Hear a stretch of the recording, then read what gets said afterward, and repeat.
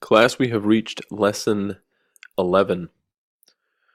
This week we're going to cover a couple of my favorite topics. I think some of the best tools you'll have at your disposal we'll start using this week. First is the landing page optimization. We've talked a little bit about landing pages already. We'll go into a bit more detail today. And then basic search engine optimization. SEO is something that you should become very familiar with as an online business owner. It's something that allows you great advertising, or at least the same effect of advertising at very little cost to you. So those are the two topics this week, and then you'll have your weekly reflection. Let's start into landing page optimization. Your landing page is where visitors end up after they click on your ad. And a landing page is really about delivering on your promise. You've made a commitment, you've made a promise in your advertisement of what that visitor would find in your product, in your website, and your landing page when they get there has to deliver on that promise.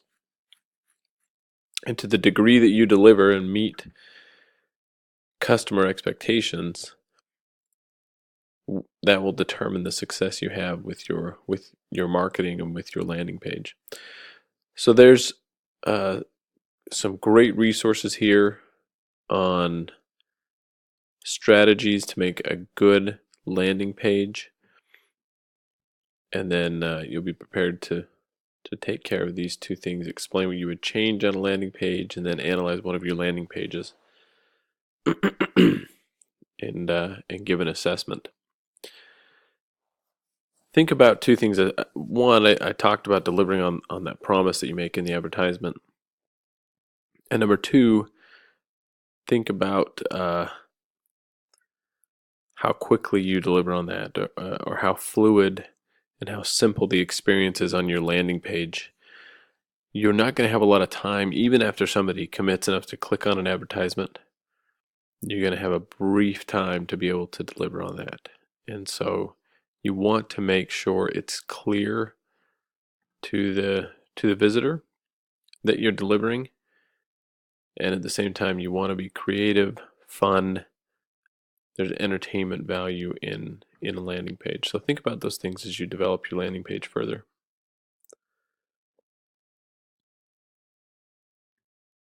Now let's get into basic SEO. Again, that stands for search engine optimization. SEO is a very common phrase in online business or digital marketing. And if you're unfamiliar with SEO, think of it like this. Google is in an eternal quest to organize their search engine results in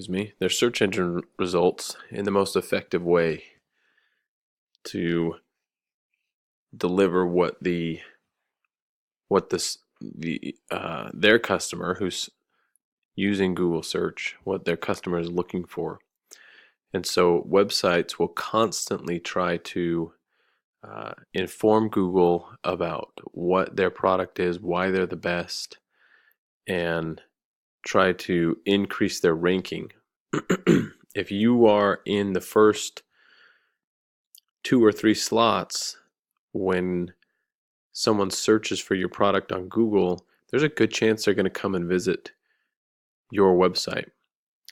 And they'll do that at no cost to you except for the time you spend optimizing your website for search. So there are a number of things you can do to tell Google what your website is about. You'll use keywords. There's a number of other factors, including what content is on your website, how much content is on your website. Are other sites linking to your site? Do they point towards your site? And so there are there's a number of things you can do to improve that, and we're just going to go through the basics. We're not going to get too deep into this because you really can spend. There's plenty of people who spend their careers as search engine optimizers, and spend 8 hours a day every day on this. So we just want to start with the basics, because really with the basics in most categories you can do a lot of good, and try and get yourself um, up on that ranking for Google and other search engines. So after you read through the basics of search engine optimization, perfecting keyword targeting, your keywords are going to become really important in this, and how you use them on your website. You're going to go through and list the 5 best things you can do for your site. And then you'll list a keyword for 3 of your web pages. Step 3, you're going to use Moz.com to determine how many inbound links. Inbound links are how many times other sites point towards your site or provide a link on their website to your site. And that's really important in search engine optimization, because that tells Google you are an authority on the subject. And we'll talk later on in the course about how to develop those links a little bit more. Right now we're just checking how many, and getting you familiar with Moz.com that helps you determine that quickly, how many are pointing towards your website. But you'll want to develop this inbound links, because again, that tells Google you are an authority on your subject, on your product, and other people care enough to link to your website. And when Google sees that, they'll quickly identify the number of inbound links, and that will boost your ranking quite a bit, because now Google sees that other people are driving searchers to your website, or driving visitors to your website. So that is the basics of search engine optimization, a very, very powerful tool. As you become familiar with that over a period of weeks and months, that you'll make changes that will steadily increase your rank, and in the end you'll drive a lot of traffic to your website without spending money on online advertising. But it does take a while to make sure you get comfortable with SEO and with the principles of SEO, and then can put them into practice effectively. So that's it for this week. You have your weekly reflection after that. Please reach out if you've got ideas or questions to run by on the landing page or search engine optimization.